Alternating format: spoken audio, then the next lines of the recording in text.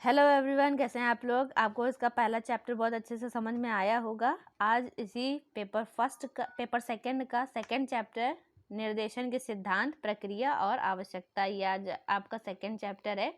और चलिए इसी के साथ स्टार्ट करते हैं कि निर्देशन के सिद्धांत क्या हैं, इसके बारे में। इससे रिलेटेड जो भी इसकी चीज़ें, सिद्धांत के बाद आ जाएगा निर्देशन प्रक्रिया के प्रमुख अंग, यानी कि उसके कंपोनेंट्स क्या क्या हैं, निर्देशन की आवश्यकता क्यों होती है और आवश्यकता होती है तो किन चीज़ों में सुधार करने की ज़रूरत है, ये सारी चीज़ें पढ़ेंगे। ये मेरे चैनल का नेम है, प्लीज़ चैनल को सब्सक्राइब कर लीजिए। आगे पढ़ते हैं। फर्स्ट नंबर क्या दिया गया है, निर्देशन के सिद्धांत। निर्देशन के सिद्धांत क्या है। पहला नंबर दिया गया है कि निर्देशन समस्त छात्रों के लिए। जब भी हम किसी को गाइड करते हैं, किसी स्टूडेंट से रिलेटेड अगर गाइड कर रहे हैं, तो ज़रूरी होता है कि क्या केवल जो बच्चे क्लास में अच्छा उनका मैनर, बिहेवियर या जिनकी पढ़ने में जो पढ़ने वाली जो क्वालिटी है वो लो है, उन्हीं के लिए गाइडेंस हो। नहीं, ऐसा तो नहीं है। सभी नवयुवकों को निर्देशन सहायता की आवश्यकता होती है, किंतु इस सिद्धांत में एक गलत धारणा प्रचलित है कि निर्देशन सहायता केवल उनको ही चाहिए जो यहाँ पर कुछ नहीं कुसमायोजित होते हैं। कुसमायोजित का मतलब जिनका कोऑर्डिनेशन अच्छा नहीं है। विद्यालय में समय, स्थान, कर्मचारी एवं बजट आदि की व्यावहारिक कठिनाइयों के कारण अधिकांश विद्यालय निर्देशन सेवा को उन छात्रों के लिए सीमित कर देते हैं जो बीच में अध्ययन छोड़ देते हैं, जो कक्षा में उत्पात मचाते हैं या परामर्श प्राप्त करने की प्रार्थना करते हैं। उपयुक्त बढ़ावों को ध्यान में रखते हुए समस्त छात्रों को परामर्श देने के सामूहिक वीडियो का प्रयोग तर्कसंगत प्रतीत होता है। वैसे भी जनतंत्रात्मक शिक्षा प्रणाली में छात्रों को निर्देशन की सहायता प्रदान करने का अधिकार समान रूप से प्राप्त होना चाहिए। जब भी हम गाइड करते हैं तो जो एक क्लास में टॉपर बच्चा होता है या फिर जो भी जो टॉप नहीं करते हैं, सपोज जिनका मतलब आईक्यू लेवल कम है, वो भी उनको गाइड कर रहे होते हैं, तो क्या जो अच्छा स्कोर करने वाला बच्चा होता है वो क्या नहीं सुनता है, वो भी सुनता है और बराबर से सभी सुनते हैं। लेकिन जो अच्छा सुन रहा है वही तो अच्छी बातें रिसीव करता है, समझता है। चलिए आगे क्या दिया गया है। सेकंड नंबर पॉइंट दिया गया है, निर्देशन जीवन पर्यंत चलने वाली प्रक्रिया है। जीवन पर्यंत का मतलब निर्देशन कभी रुकता नहीं है। कल के अगर आपको डेफिनेशंस याद होंगी तो उसमें ये बात बोली गई थी, एक सतत प्रक्रिया है, कॉन्टिन्यूअस प्रोसेस है। जिस प्रकार अनुदेशन सहायता समक्ष छात्रों के लिए सुलभ होनी चाहिए, इस प्रकार निर्देशन प्रक्रिया किसी विशेष आयु के लोगों तक ही सीमित नहीं की जा सकती कि हाँ केवल छोटे बच्चों को गाइडेंस की ज़रूरत हर एक के पर्सन को पड़ती है, हर उम्र दराज लोगों के लिए होती है। यह जीवन पर्यंत यहाँ पर होना चाहिए, पर्यंत चलती रहनी चाहिए। युवक को निर्देशन सहायता की आवश्यकता अपने समस्त जीवन के अवसरों पर अनुभव होती है। जीवन के हर एक अवसर पर, हर एक पड़ाव पर उसकी एक्सपीरियंस जो भी होता है वो आपको महसूस होता रहता है। ठीक है, तो छात्र निर्देशन के सिद्धांत सबसे पहला क्या था, ए नंबर में, निर्देशन समस्त छात्रों के लिए होना चाहिए। दूसरा, निर्देशन जीवन पर्यंत चलने वाली प्रक्रिया है। निर्देशन जो है, guidance is a continuous process. Okay. Third number दिया है, निर्देशन छात्र विकास के सभी क्षेत्रों से संबंधित होना चाहिए। सभी छात्र विषय से संबंधित होना चाहिए। इसका मतलब निर्देशन छात्र के सर्वांगीण विकास, सर्वांगीण का मतलब होता है कि मेंटल भी होना चाहिए, उसके शारीरिक से होना चाहिए, सामाजिक और भावात्मक, यानी कि उसकी मेंटल हेल्थ कैसी है, उसका जो फिजिकल बॉडी लैंग्वेज है वो कैसा है, शारीरिक और भावात्मक उसकी फीलिंग्स से भी रिलेटेड होना चाहिए। निर्देशन छात्र विकास के सभी क्षेत्रों से संबंधित होना चाहिए। आगे पढ़ते हैं, डी नंबर, निर्देशन आत्मबोध और आत्म विकास को विकसित करता है। आत्मबोध और आत्म विकास को विकसित करता है। उत्तम निर्देशन वह है जिसमें व्यक्ति के आत्मबोध तथा निर्देशन और स्वर विकास का लक्ष्य रखा जाता है। अतः निर्देशन को छात्र को अपना व्यवहार समझने और सुविधानुसार परिवर्तन लाने में सहायता प्रदान करनी चाहिए। परामर्शदाता को अपने निर्णय छात्र पर थोपना नहीं चाहिए। आप किसी को अगर गाइड करते हैं तो क्या उससे पहले प्रॉमिस कराते नहीं नहीं हमारी बात आपको माननी पड़ेगी तभी हम आपको गाइड करेंगे? नहीं, वो आपसे एक एडवाइस सलाह चाह रहा है। अगर उसको आपका जो भी प्रोसीजर है पसंद आ रहा है कि हाँ हमको ठीक है, मेरे लिए यूज़फुल है, हम कर सकते हैं, तो वो करेगा। अगर उसको लग रहा है कि नहीं ये हमसे नहीं होगा और ये हमको मिसलीड कर रहे हैं, हमारे लिए इनका गाइडेंस अच्छा नहीं है, तो वो आपकी बातों को एक्सेप्ट नहीं करेगा और आप उसको फोर्स नहीं कर सकते हैं कि वो आपकी बातों को ज़बरदस्ती आप उस पर थोप दे। ओके, तो थोपना नहीं चाहिए। आगे पॉइंट पढ़ेंगे। क्या दिया है 6 नंबर, लचीलापन, यानी कि फ्लेक्सिबिलिटी होनी चाहिए। फ्लेक्सिबिलिटी होनी चाहिए, व्यक्ति को समस्याओं के अनुसार, समस्याओं में परिवर्तन आए और परिवेश में परिवर्तन के अनुसार होना चाहिए। लचीलापन हर एज के साथ फ्लेक्सिबिलिटी होनी चाहिए। जब छोटे होते हैं तो एक अलग तरीके का नेचर होता है, हमको अलग उसी तरीके की प्रॉब्लम्स होती हैं हमारे पास, तो उसी तरीके का गाइडेंस मिलता है। थोड़ा और बड़े होते हैं तो थोड़ा दूसरा तरीके के हमारे पास प्रॉब्लम्स आती है, उनका गाइडेंस अलग होता है। निर्देशन में आवश्यकता अनुसार परिवर्तन के लिए लचीलापन होना चाहिए। निर्देश कार्यक्रम रूढ़ी पर आधारित नहीं होना चाहिए। रूढ़ी मतलब पुराने पैटर्न से रिलेटेड, कि जैसे पुराने ज़माने से होता आ रहा है उसी तरीके का गाइडेंस आपको मिलता रहे, तो ऐसा नहीं होना चाहिए। कैसा होना चाहिए? लचीलापन होना चाहिए। आगे लिखा हुआ है वस्तुनिष्ठता। वस्तुनिष्ठता का मतलब होता है कि आपको कई सारे ऑप्शंस अवेलेबल कराए जाते हैं, तो उसमें से जो आपको सुटेबल लगता है, जिसमें आप कंफर्टेबल है, आप वो अपने लिए फाइंड आउट करते हैं। तो निर्देशन जो होता है वो कैसा होना चाहिए? पक्षपात रहित होना चाहिए, यानी कि कोई भी भेदभाव नहीं करना चाहिए और उसकी समस्या से संबंधित आंकड़े वस्तुनिष्ठ तरीके से एकत्र होने चाहिए। यानी कि आंकड़े का मतलब हो गया इसमें, जैसे आपके पास कोई ना कोई इन्फॉर्मेशन है तो वो आपके पास कई सारे डिफरेंट वेज में आपके पास अवेलेबल होनी चाहिए। ओके, तो ये थे इसके कुछ पॉइंट्स निर्देशन के सिद्धांत के। आगे एक बार फिर से रिवाइज कर लेते हैं कि क्या क्या पढ़ा है। पहला नंबर दिया था निर्देशन के सिद्धांत। निर्देशन समस्त छात्रों के लिए, यानी कि ऐसे बच्चों के लिए जो कुसमायोजित हैं या सुसमायोजित हैं। ओके। दूसरा नंबर निर्देशन जीवन पर्यंत चलने वाली प्रक्रिया। जीवन पर्यंत का मतलब होता है कॉन्टिन्यूअस प्रोसेस है। सी नंबर दिया है निर्देशन छात्र विकास के सभी क्षेत्रों से संबंधित होना चाहिए। इट मीन्स कि सामाजिक, शारीरिक, मानसिक और भावात्मक वृद्धि से। डी नंबर दिया है निर्देशन आत्मबोध और आत्म विकास से विकसित होना चाहिए। उत्तम निर्देशन वह है जिसमें व्यक्ति के आत्मबोध, आत्मनिर्देशन और स्व विकास का लक्ष्य रखा जाता है। अतः निर्देशक को छात्र को अपना व्यवहार समझने और सुविधा अनुसार परिवर्तन लाने में, प्रदान करने में परामर्शदाता थोड़ा गलत लिखा है, को अपने निर्णय छात्र पर नहीं थोपना चाहिए। आप बच्चे की क्वालिटी को समझेंगे, उसी के अकॉर्डिंग उसकी जो भी कैपेसिटी है उसके अकॉर्डिंग उससे वर्क कराएंगे, तो इसका मतलब ये है कि आप उस पर उसकी अपनी मनचाही चीज़ें उस पर नहीं थोपेंगे। अगर आप उस पर अपनी चीज़ें थोपने लगेंगे तो वो आपके अकॉर्डिंग वो अपने अकॉर्डिंग ग्रो नहीं कर पाएगा। आगे लचीलापन क्या होता है? व्यक्ति की समस्याओं में परिवर्तन आयु और परिवेश में परिवर्तन के अनुसार होना चाहिए, यानी कि जो भी परिवर्तन हो रहे हैं वो एक एज से रिलेटेड होना चाहिए, उस जगह के एटमॉस्फेयर से रिलेटेड होना चाहिए। निर्देशन की आवश्यकता के अनुसार परिवर्तन में लचीलापन हो तो निर्देश कार्यक्रम रूढ़ी पर आधारित नहीं होना चाहिए। एफ नंबर था वस्तुनिष्ठता। वस्तुनिष्ठता का मतलब होता है कि निर्देश पक्षपात रहित होना चाहिए। चलिए इसी के साथ आगे आपके निर्देशन के सिद्धांत आई होप आप सभी को अच्छे से समझ में आ गए होंगे। आप स्क्रीनशॉट लेते रहा करिए। आगे पढ़ेंगे निर्देशन प्रक्रिया के प्रमुख अंग। क्या क्या कंपोनेंट्स हैं जिसके लिए निर्देशन की नीड होती है? सबसे पहला दिया गया है मूल्यांकन। मूल्यांकन क्या होता है?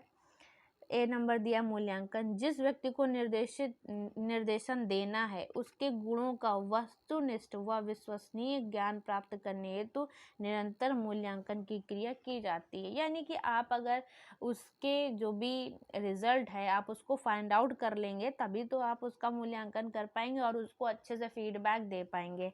तो वस्तुनिष्ठ व विश्वसनीय ज्ञान प्राप्त करने हेतु निरंतर मूल्यांकन की क्रिया की जाती है। सेकंड नंबर क्या क्या दिया गया है? सेकेंड नंबर दिया गया है समायोजन। समायोजन कोऑर्डिनेशन बहुत अच्छे से पढ़ा था, इसके पहले चैप्टर में भी समायोजन दिया गया था, तो मैंने बहुत अच्छे से एक्सप्लेन किया हुआ है। जीवन की वास्तविक परिस्थितियों एवं सत्य को जानने योग्य व्यक्ति की सहायता करना। विद्यालय के शैक्षिक एवं शिक्षणेतर क्रियाकलापों के साथ व्यक्ति का समायोजन संबंध स्थापित करना, यानी कि वास्तविक परिस्थितियों यानी कि समाज से रिलेट करते हुए बच्चे को किस तरीके से आगे उसका हौसला बढ़ाना चाहिए, जिससे कि वो आगे वाली जो भी काम कर रहा है समाज के साथ रिलेट होते हुए कर सके, एक सोशल क्रिएचर बन के रहे। थर्ड नंबर, नवीन परिस्थितियों को उत्पन्न करना। और जब नए नए चीज़ें बच्चों को मिलती हैं तो उनको एक अच्छे से समझ में आता है, इसलिए नवीन परिस्थितियाँ, हर एक इन्वायरमेंट उनको देना चाहिए जिससे कि वो अपनी जो भी चीज़ें हैं उसको खुलकर समझ सकें। नवीन परिस्थितियाँ बालकों हेतु विद्यालय एवं व्यवसाय को उचित दिशाओं का ज्ञान देकर समायोजन योग्य परिस्थितियाँ प्रदान करना। विद्यालय एवं व्यवसाय को, यानी कि विद्यालय में जो भी उनको गाइड कर रहा है वो, और व्यवसाय में वो जिसके अंडर जहाँ पर भी काम कर रहे हैं उसमें उचित दिशाओं का ज्ञान देकर समायोजन योग्य परिस्थितियाँ प्रदान करना। 4 नंबर दिया गया है विकास हेतु परिवेश प्रदान करना। जब उसको अच्छा गाइडेंस मिलेगा, अच्छी डायरेक्शन में बच्चे वर्क करेंगे तो जाहिर सी बात है कि उनका डेवलपमेंट होगा, उनके जो मेंटल थिंकिंग स्किल है, प्रोसेस, वो भी बहुत ही अच्छा हो जाएगा। व्यक्ति की योग्यताओं को समझने हेतु उन्हें सही दिशा में विकसित करना ताकि वह अपने परिवेश हेतु समझने में और उसके अनुकूल बन सके। जैसा इनको एनवायरनमेंट मिलेगा वो उसी के अनुकूल होंगे। आगे थर्ड नंबर, निर्देशन की आवश्यकता। निर्देशन की अगर आवश्यकता है तो उसके क्या क्या क्षेत्र हैं निर्देशन की आवश्यकता के? पहला नंबर दिया गया है सामाजिक दृष्टि से निर्देशन की आवश्यकता। सामाजिक दृष्टि से निर्देशन की आवश्यकता क्या होती है, कहाँ कहाँ पर ज़रूरत है? अच्छा, ये जो मैं आपको ये एक्सप्लेन कर रही हूँ इसकी आपको PDF मिल जाएगी, डिस्क्रिप्शन बॉक्स में जाकर आप इसकी PDF ले सकते हैं। फर्स्ट नंबर दिया गया है सामाजिक दृष्टिकोण से निर्देशन की आवश्यकता। कहाँ पर? परिवर्तित पारिवारिक दशाएं। पहले जॉइंट फैमिली होती थी, अब आजकल न्यूक्लियर फैमिली है, तो इधर से भी जो पारिवारिक दशाएं हैं वो चेंज हो रही हैं। उद्योग एवं श्रम की परिवर्तित दशाएं। अब आजकल AI आ गया है, पहले लोगों की नीड रहती थी, लेकिन अब आजकल जो टेक्नोलॉजी आ रही है उसकी वजह से भी लोगों की जो जॉब्स वगैरह हैं उस पर असर दिख रहा है। जनसंख्या में परिवर्तन, तेजी से एकदम से पॉपुलेशन का बढ़ना, ग्लोबल वार्मिंग का होना, इस सब से भी सामाजिक दृष्टि से निर्देशन की आवश्यकता है। इसके लिए भी लोगों को गाइड करना चाहिए। आगे नेक्स्ट पॉइंट दिया गया सामाजिक मूल्यों में परिवर्तन। सामाजिक मूल्यों में परिवर्तन मतलब धर्म के प्रति आस्था और सम्मान से रिलेटेड मूल्यांकन, समायोजन से रिलेटेड सारी चीज़ें। आगे 5th नंबर दिया गया है, यहाँ पे अमित लिखा हुआ है, यहाँ पे अमित होना चाहिए। नैतिक मूल्यों में परिवर्तन। नैतिक मूल्य, सामाजिक मूल्य जो समाज में रहने हेतु हमारे लिए उपयोगी होता है, नैतिक मूल्य जो हमारे नैतिक मोरल वैल्यूज़ हैं उसमें भी परिवर्तन हो रहा है। मतलब बच्चों को सिखाना चाहिए कि हाउ टू बिहेव, मैनर क्या है, किस तरीके से रहना चाहिए, ये सारी चीज़ें आप, ये मैंने पॉइंट वाइज लिखा हुआ है, आप इसको अच्छे से, अगर एग्ज़ाम में आता है तो आप इसको अच्छे से एक्सप्लेन करते हुए ये इन्हीं को आप हेडिंग्स में चेंज कर लेंगे तो आपके लिए ये ज़्यादा बेनिफिट देगा, नंबर्स आपके अच्छे आएंगे। आगे दिया है उचित नियोजन की आवश्यकता। उचित नियोजन का मतलब अच्छे से अच्छे, अगर आपको प्लेटफॉर्म अगर आपको अवेलेबल कराए जाते हैं तो आप अच्छे से उस चीज़ को अचीव कर सकते हैं। तो उचित नियोजन की आवश्यकता ये आपकी यहाँ से कंप्लीट होती है। आगे सेकंड पॉइंट दिया गया है राजनीतिक दृष्टिकोण से निर्देशन की आवश्यकता। राजनीतिक दृष्टिकोण से निर्देशन की आवश्यकता। राजनीतिक यानी कि इसमें आगे आपकी पॉलिटिक्स, जिसमें कि स्वदेश रक्षा होनी चाहिए, आप अपने देश के लिए क्या कर सकते हैं उससे रिलेटेड आपकी सारी चीज़ें आ गई। सेकंड पॉइंट आपका दिया गया है प्रजातंत्र की रक्षा। प्रजातंत्र यानी कि डेमोक्रेसी। धर्मनिरपेक्षता, धर्म के प्रति आपकी आस्था होनी चाहिए। किसी भी धर्म को लेकर आप किसी रिलीजन्स के ऊपर कुछ नहीं कह सकते हैं। हर धर्म के लोग, हर जाति संप्रदाय के लोग भारत में रहते हैं, अनेकता में एकता होती है यहाँ पर। तो इस तरीके की ये कुछ पॉइंट्स हैं जो रिलेटेड हैं राजनीतिक दृष्टिकोण से। आगे आ जाता है आपका थर्ड पॉइंट, शैक्षिक दृष्टि से निर्देशन की आवश्यकता। शैक्षिक दृष्टि यानी कि पार्ट एक, स्कूल के लिए जब कोई बच्चा किसी नए क्लास में एडमिशन लेता है तो सबसे पहले उसके पाठ्यक्रम का चयन किया जाता है कि उसको पढ़ाना क्या क्या है। उसके अपव्यय एवं अवरोधन यानी कि वेस्टेज के प्रोसेस पर सबसे पहले रोक लगाया जाता है। फिर उसके बाद आ जाता है विद्यार्थियों की संख्या में निर्देशन, विद्यार्थियों की संख्या। अब यही वही पॉइंट है जिसमें कि किन बच्चों को गाइडेंस देने की नीड होती है। गाइडेंस की नीड सभी बच्चों को होती है, जरूरी नहीं है कि जो कुसमायोजित हैं बच्चे उन्हीं को केवल गाइड करें आप। अनुशासनहीनता, डिसिप्लिन सबसे इम्पोर्टेंट होता है बच्चों में। जब भी वो बच्चे अगर क्लास में अनुशासन में नहीं होते हैं तो उन्हीं को पनिश किया जाता है, ठीक।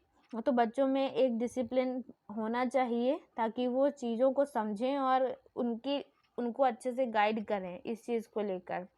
सामान्य शिक्षा के क्षेत्र में वृद्धि। सामान्य शिक्षा बच्चों को बेसिक और सोशल से रिलेटेड चीज़ें पढ़ानी चाहिए, इन्वायरमेंट से रिलेटेड चीज़ें पढ़ानी चाहिए ताकि वो प्रैक्टिकली उस चीज़ को समझ सके कि ये हमारे आसपास की चीज़ें हैं और इसमें हमको क्या बेनिफिट है। तो शैक्षिक दृष्टि से निर्देशन की आवश्यकता आई थिंक आपको समझ में आ गया होगा। आगे 4 पॉइंट पढ़ते हैं। 4 पॉइंट दिया गया है मनोवैज्ञानिक दृष्टि से निर्देशन की आवश्यकता। मनोवैज्ञानिक दृष्टि कौन कौन सी है? सबसे पहला नंबर दिया गया है व्यक्तिक भिन्नताओं का महत्व। हर व्यक्ति का मतलब ये लिखा हुआ है कि पर्सनल चीज़ें हैं, लोगों की हर एक की जो डिफरेंसेस सोच होती है पर्सनल, तो वो उसमें आप कुछ नहीं कर सकते हैं। हर एक का अपना IQ लेवल है, सभी की अपनी अपनी थिंकिंग प्रोसेस होती है, वो अपना एक सोच विचार रखते हैं, ठीक। लेकिन अब ये नहीं है कि जो आपका थिंकिंग प्रोसेस है वो नेगेटिव डायरेक्शन में हो। नेगेटिव डायरेक्शन में है तो इट मीन्स कि वो कहीं ना कहीं गलत काम कर रहा है। तो जो भी आपका होना चाहिए वो पॉजिटिव होना चाहिए, ओके। आगे दिया गया संतोषप्रद आयोजन। संतोषप्रद आयोजन का मतलब क्या है? इस तरीके की चीज़ें होनी चाहिए जिससे कि आपको सेटिस्फैक्शन मिल सके, आपका बिहेवियर इतना अच्छा हो कि आप अपने आप को खुद सेटिस्फाइड रख सके। ये आपका सेकंड पॉइंट हुआ। थर्ड नंबर दिया गया है भावात्मक समस्याएं। भावात्मक समस्याएं का मतलब जैसे कि कुछ लोगों की फीलिंग्स पर कंट्रोल नहीं होता है या वो बहुत ही ज़्यादा ओवर थिंकिंग करते हैं, तो ओवर थिंकिंग की वजह से भी वो काफ़ी डिप्रेशन वगैरह में चले जाते हैं। तो इस तरह के लोगों को भी सबसे ज़्यादा काउंसलर की नीड होती है। ये होना चाहिए। अवकाश काल का सदुपयोग। अवकाश यानी कि जब भी आप किसी ऑफिस में काम कर रहे हैं या बच्चा जब कंटिन्यूअस स्टडी करता है तो उसको भी एक अच्छे से हॉलीडे की नीड होती है और उसके बाद काम बहुत ही अच्छे से होता है। तो हॉलीडे को बहुत अच्छे से एंजॉय करना चाहिए जिससे कि आपका दोबारा काम करने पर मन लगे। आगे क्या दिया गया है? व्यक्तित्व का विकास, पर्सनैलिटी डेवलपमेंट होनी चाहिए। पर्सनैलिटी डेवलपमेंट से ही आपकी सारी चीज़ें निकल के बाहर आती हैं जिससे कि आप अच्छे से अपना काम करते हैं, ओके। तो ये थे इसकी आवश्यकता वाले कुछ पॉइंट्स। और ये आपकी सेकंड क्लास है निर्देशन का। ये सेकंड चैप्टर है यूनिट फर्स्ट का, सेकंड चैप्टर, पेपर सेकंड है। चैनल का नेम है B.Ed Hub by Poonam Sharma. Please channel को सब्सक्राइब करिए और इस तरीके के शॉर्ट्स नोट्स, शॉर्ट थ्योरी के लिए आप डेली आपको वीडियो मिलेगी, okay. So thank you and take care.